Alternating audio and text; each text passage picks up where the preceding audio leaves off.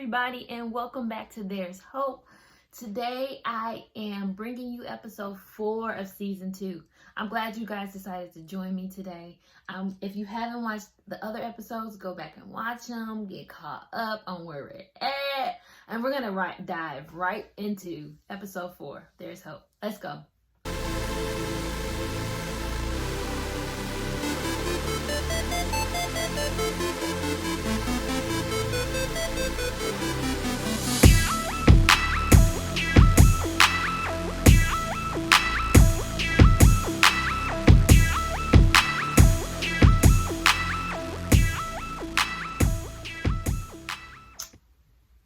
I'm not quite sure where the Holy Spirit wants to take this, so I'm going to give what I feel I'm being prompted to talk about, because I feel like we get stories and we have journeys in our lives that part of our journey stop us from actually becoming and being who we were sent here to be, because there's a lot of not so quite beautiful, what would seem to be beautiful and just these spectacular and marvelous things happening. So we get caught in our journey and the icky stuff that also happens in that journey. And I wanted to give a new perspective to that type of thing, like for you to see your life and you to see your journey as a beautiful thing, to see that it all works out for your good, that all your stories are needed and God uses everything and to put it all on the table. And you might not always be comfortable, like, well, I ain't finna just share my business with everybody. That kind of mindset comes when you haven't actually allowed yourself to accept and know that whatever your business is bigger than you. So if you're not in that stage, then by all means, keep it to yourself.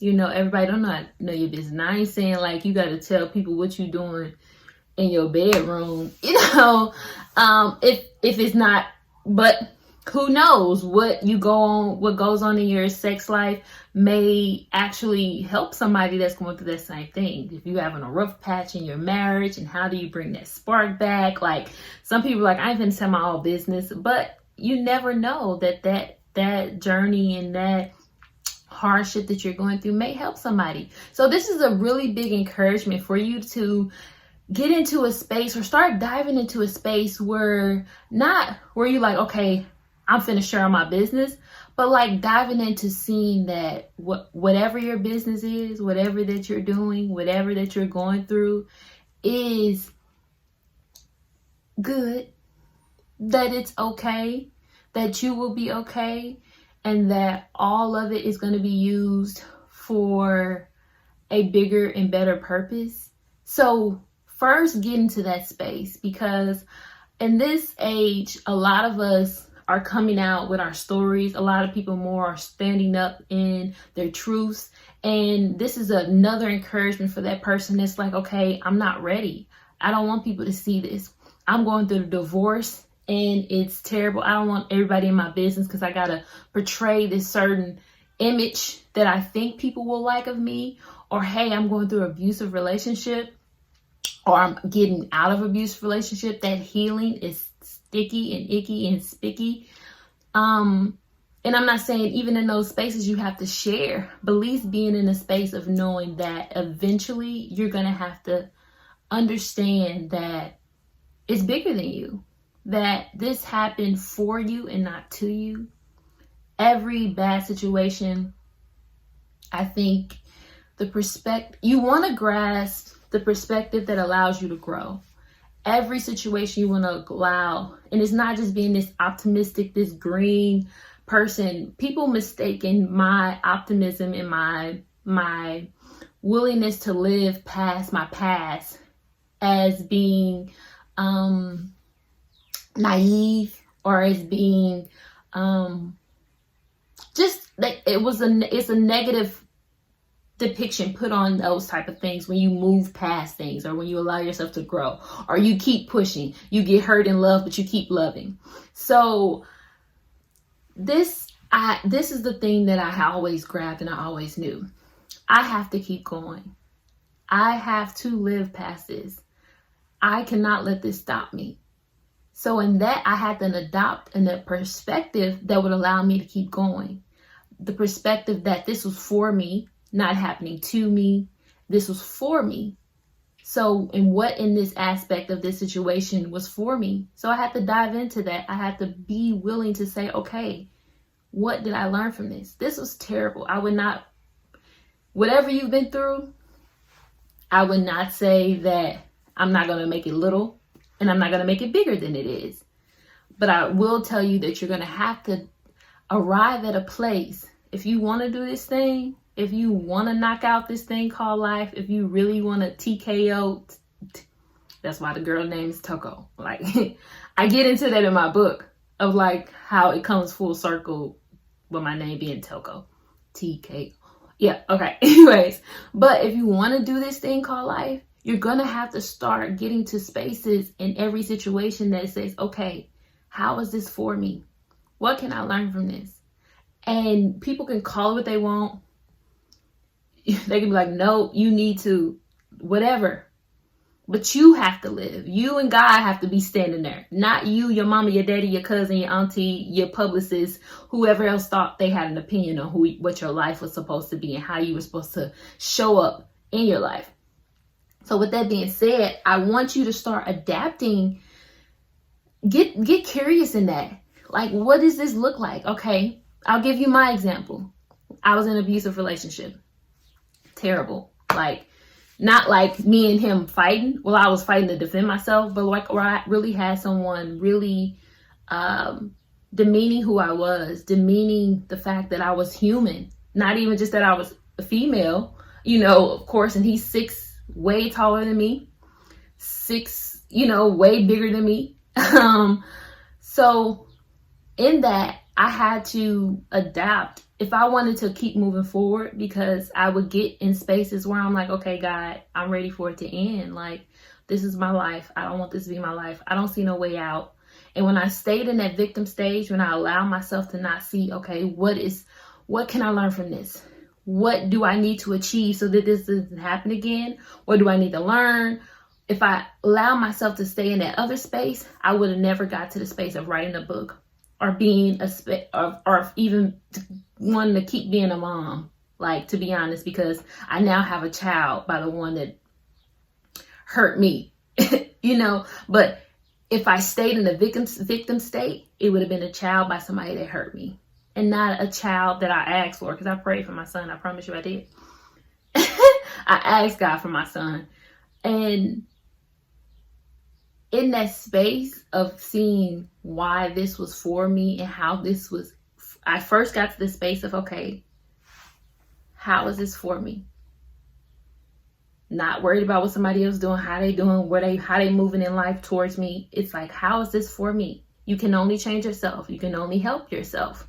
You can get to the space of inspiring others or planting seeds in others, but the only person and the only thing you can change in this world is you. And part of it won't even be you. At some level of even diving into your own story and your own things is going to be God. So in that space, how from there, I said, okay, how is this for me? What do I need to learn? And then how is this connected to the bigger picture of why I'm probably here? Now, that's a journey that I won't put a timeline on, because mine started and it's still taking me to unravel this. I've gotten to the space that this was for me. It was for me to experience this. It was for me to learn something about myself. In this, I've learned something about myself. In this, I've learned something about the world. In this, I've learned something about relationships. In this, I've learned something about just a lot of things that I was able to dive from once I stepped out of the victim. And a lot of us are stuck still in the victim, that, oh, that happened to me. Oh, they did that. Or, oh, everything outside of me happened. And now I am in this space because of everything that happened outside of me. Instead of diving into, okay, in me, there is something that is either allowing this, that is not willing to see this in a way that is going to allow me to move forward in life. So I need to dive into, why do I see this way? Why do I see this situation or these people or this, whatever you're dealing with, in a way that doesn't allow me to move forward? And you have to keep feeding that. I always tell people, I always say that there's two wolves inside of us. And the one that we have the good wolf and the bad wolf. And the one we feed the most is the one that'll be most dominant. My spiritual animal in that stage of my life was till to now, when I have this kind of connection when I see wolves, because it was always that I was the sheep throughout my life, and that connection of my spiritual animal being my wolf. Now I'm not going into I'm not trying to make this like nothing other than giving God the glory. But what that animal representation meant was God showing me that this is not something you have to be afraid of. Yes, you are sheep. Yes, there are wolves. But this is something that is here to protect you. This is something that is here to show you where you need to stay in boundaries, because there are wolves, that you need to set up boundaries because there are wolves. So this is something that can help you. And a lot of times we're afraid of the things that are not quote unquote good or in our likeness. So we allow them to have more space. We allow the bad to have more space. If I'm afraid of a wolf, I'll always operate out of fear. If I'm a sheep and I know there's wolves and I'm giving that wolf more space, then knowing, okay, this is who I am. I know, okay, that's probably not the area I should go, but it should not be me living my life out of my fears. So that was a ramble, and I kind of wanted to make this short, and I kind of wanted to let this be led by, so I always say I'm new in Christ. Even though I've been on this journey for a nice little minute, every level of myself and every time I grow and every time, I always say you have to reassess your relationship with God. Every time I grow or come to a new level, like who I was last year and how me and God operate is totally different than how we operate now. And I think we get wrong that thinking that we can operate with God. Now, if you're not growing, then okay, y'all probably in the same space. He's just working in you the same way. He's just trying to get you to learn those lessons at that season. But when you start growing, you're in new levels. That's going to mean new levels at God as well. So he's going to be able to reveal more stuff to you. He's going to be able to, the relationship is going to look very different.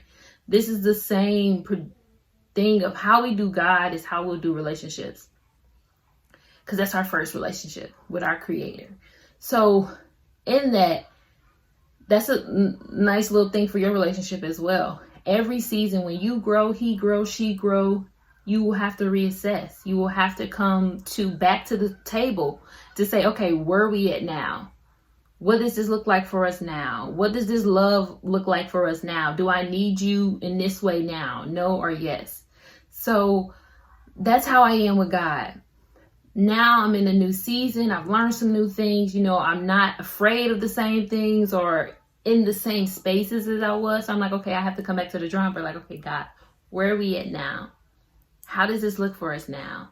And now he's teaching me more about my spiritual gifts. So, and this is a revelation I'm having as I'm talking to you. Like, because the seasons that I've been in, it's been totally out of my control. And that's because I've been wanting to dive into, okay, God, I really want to be used by you. And that means that I'm going to have to trust the gifts within my spirit that allows me to be connected to him at a different level. If this is making sense, please stay with me, because I've just given gems here and there. And I want you, and I hope this is landing somewhere to be planted somewhere in your soul and your heart and your spirit. So when I share this episode, it's more me trying to trust the Holy Spirit in me. And not to say I don't, but in spaces that I wouldn't usually. So yes, when I talk sometimes, but when I talk, I tell you guys I have systems. I kind of have to have stuff planned out. I kind of have to have stuff structured in every area of my life. I'm like, okay, this gotta kind of, make sense. In a lot of this whole year, since January, when I started to fast, God has just been like, it's not gonna make sense, baby. I need you to trust what I'm doing. Like, you're not gonna understand what I'm doing in you and through you at this stage. But what it's gonna allow you to do is trust me in every area of your life. Trust me in every situation, that there's a part of you. I've equipped you totally with a lot of things, totally to be able to do some stuff in your own strength. But the new level that we're at, I'm needing you to understand where my strength lies. I'm needing you to see those points in your life where you're like, okay, my turn, baby, get back. So that is the season we're in. And in this space today, as I'm searching for the word, and I thought about when I used to record my podcast, and for season 1, I used to really go through headaches. Like, I used to fast from 6 a.m. to 6 p.m. And when I fast during that time, that was me diving into the word, okay, just like putting together the stuff that I felt like God was trying to lead me to. But every episode, every place, I tell you, every time it was time to record, I would go in full-fledged panic when it came close to me wanting to record, or I was getting close to the time. Like, okay, I either got to do this, do that, and I want to get this podcast out. So I'm like, God, what do you do? And I would sit there just like crying on the floor, like going into like this crazy worship, like, which was good. But the stress and the mental space that I was going through, it was because I was at my breaking point. I was at my limit. And I used to get so frustrated. The frustration was not because I was, really, I was worshiping, but it was because I had to let go. And in a lot of your seasons, you're going to have to let go. You're going to have to really trust God is doing something bigger than you. Trust that season, that icky, sticky space that you're in, that it is purposeful, that as he's taking you through that, he's getting somebody else ready for what you'll need once you come out. Everything that I need in this space is here. Everything I need in this space is here. When I want to get to worrying about this, and that, because it's not happening how I want it to happen, but everything I need, and you need to start telling yourself, everything you need in this space is here. And if it's not there, be okay. Like in second episode, was saying, okay, not ready for that yet. Okay, that's not where you need me to go.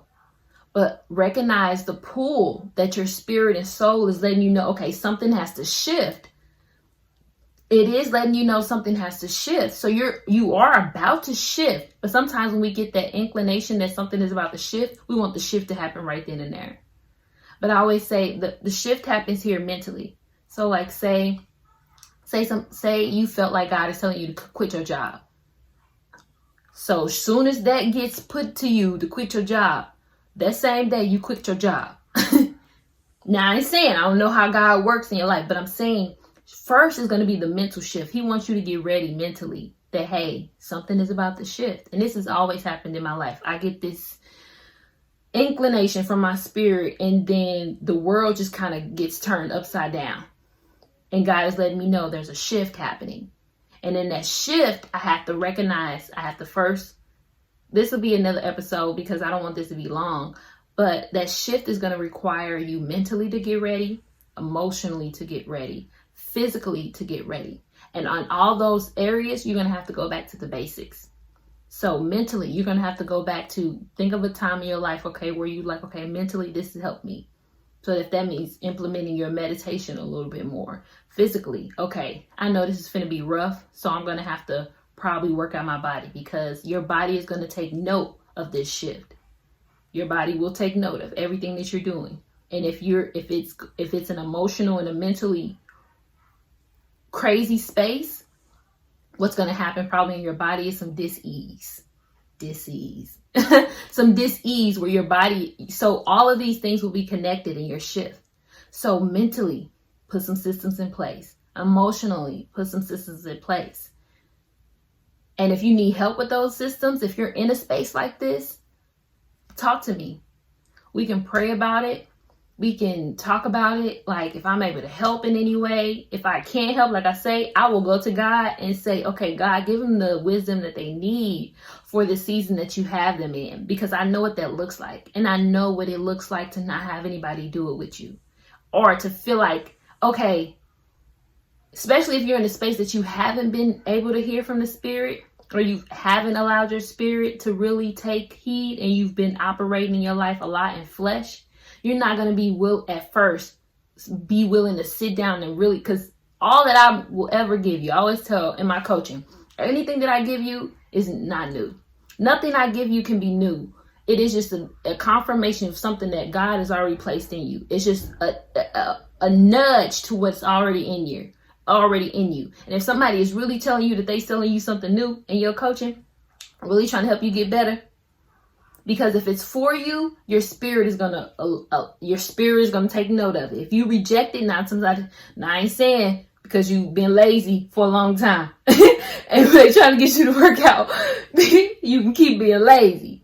But your spirit will let you know, okay, you may not feel like working out, but your spirit will let you know, yeah, I probably need to work out. You're gonna tell yourself, yeah, I probably need to work out. Just because you don't feel like it, that don't mean that it ain't right. So your emotions may not always align up with the growth, but your spirit will. So be willing to listen to your spirit. If you know in the back of your head, the little nudge that you say is in the back of your head and the pit of your stomach, that's your spirit letting you know, yeah, it's that time. If you feel to get these urges, my mom used to get these urges, she said, to work out. She didn't feel like working out. She ain't let the time settle enough for her to even have time to work out. She was always in the go. But her body, her spirit, her soul was letting her know, okay, it's going to come a time where you're going to need to release this what's in your body, because it's going to hinder you, because everything is connected. Your emotions, your mind, your mental, your physical, they're all connected. If one is out of whack, the other one's out of whack. That's why people, not only when they work out, feel like they're getting a mental release as well, because you already had a mental release, but your body needed a release, or you already had a body release, but now your mental need release. So if you constantly, the mental doesn't work when you working. So, or the body doesn't work, if this makes sense. Okay. So if you are working out, you're not thinking about the things that would normally stress you out, because your body is in release right now. So right now, your mind, your emotions are concentrated on your body releasing. If you are emotionally releasing, you're crying, boom, boom, boom, you're not physically moving. Your mind might be going, because a lot of times your heart is connected to things that are replaying in your mind. Your emotions are, so if you ever had a good cry where you just like crying, you really release, afterwards you usually feel a little okay. Because when your body is actually releasing something, when your mind or your mental, if you write stuff down, that's a release for your mind. If you're getting it out of your head, putting it in music, putting it in any other way, like they all are connected. Like it's just intertwined like that. So this was a long thing, and I didn't want it to be a long thing, but I said I'm honoring the Spirit, and I just hope that these nuggets helped you in some type of way. And I just want you to be great. So keep being great.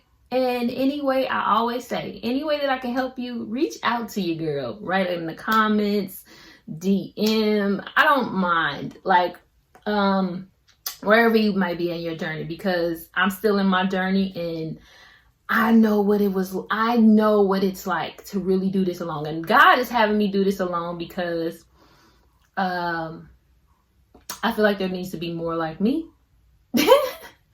Not more like me, but just a sense where we are willing to dive into our own.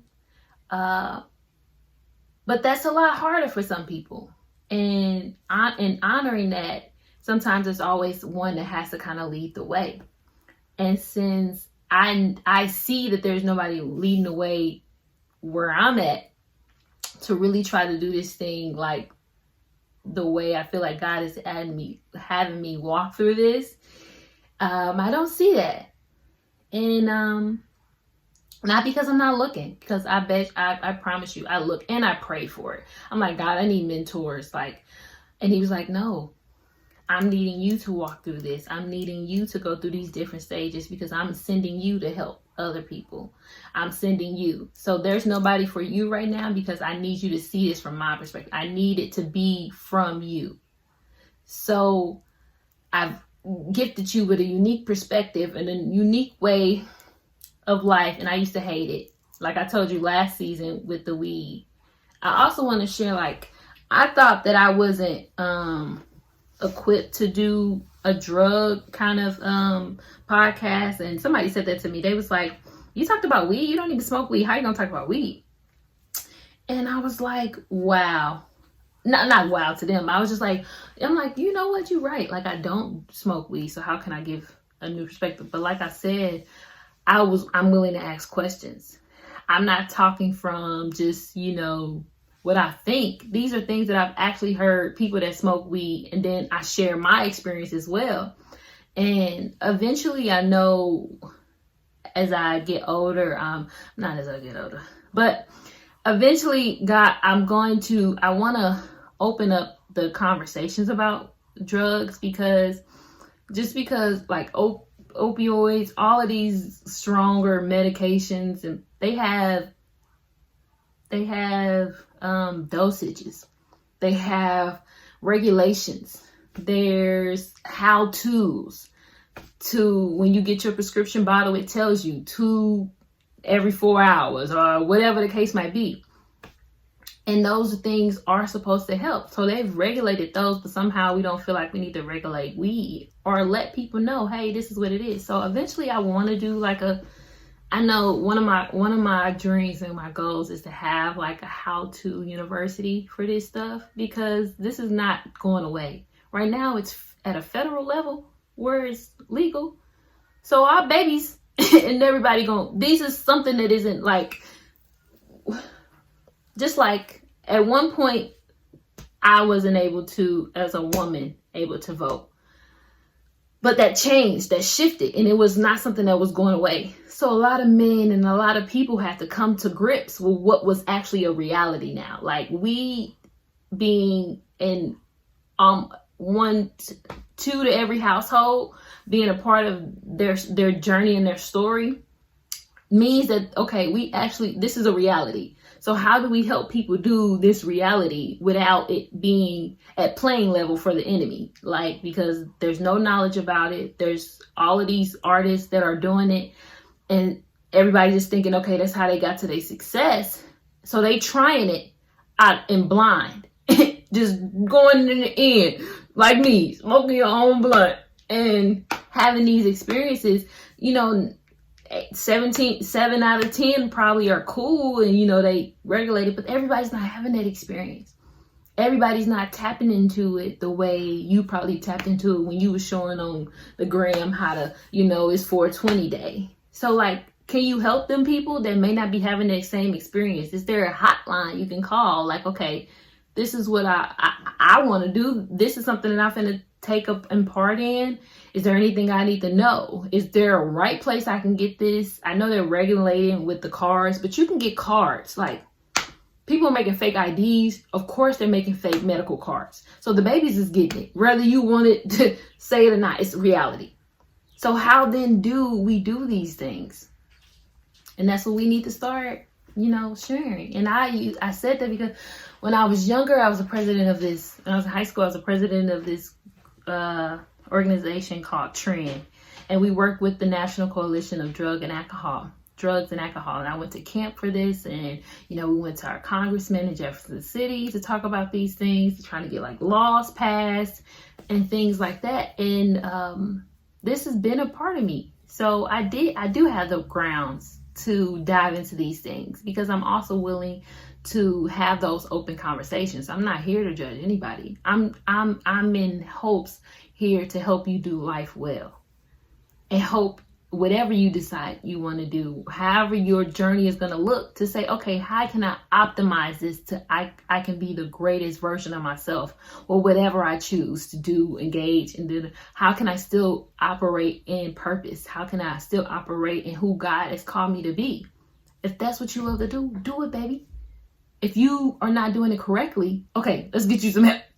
Let's get you to a place where you can do these things correctly, because a lot of times we do these things and we're not operating then in our greatness. And we use whatever way of justifying it. But then at the end of the day, we get down to the bottom of your life. You're not operating in greatness. So if I know I'm struggling and I ain't got no, I ain't dealing with no, alcohol or drug, choices, or a lot of other ways that can be hindering me, and I'm struggling. I'm on the struggle bus. I can just imagine you are dealing with something that most of us, now I'm not saying all of us, some of us, like I said, I've dealt with people that got it down to a science. They know what they doing, how they doing it, what strand, where it's coming from. They done went to the farm and seen it. Like, I seen people like telling me what levels of the THC and the CBD, like, science, like, know everything. Okay, this is what I'm dealing with, this is the one I take, like. So, but it's a lot of us and a lot of our babies, for our African Americans, are dealing with it on the other stream. So I hope you guys be great. I thank you for tuning in. My little one is coming in, so it's time for lunch, and I hope you guys have a great day. It's time for lunchtime. I gotta thank God for new day. Yeah, I know there's hope. Finally feel like I'm on my way. Yeah, I know there's hope. I learned lessons, count blessings, no more stress, leaving my profession. Yeah, I know there's hope. Gotta thank God for new day. Yeah, I know there's hope. Gotta thank God for new day. Yeah, I know there's hope. Finally feel like I'm on my way. Yeah, I know there's hope.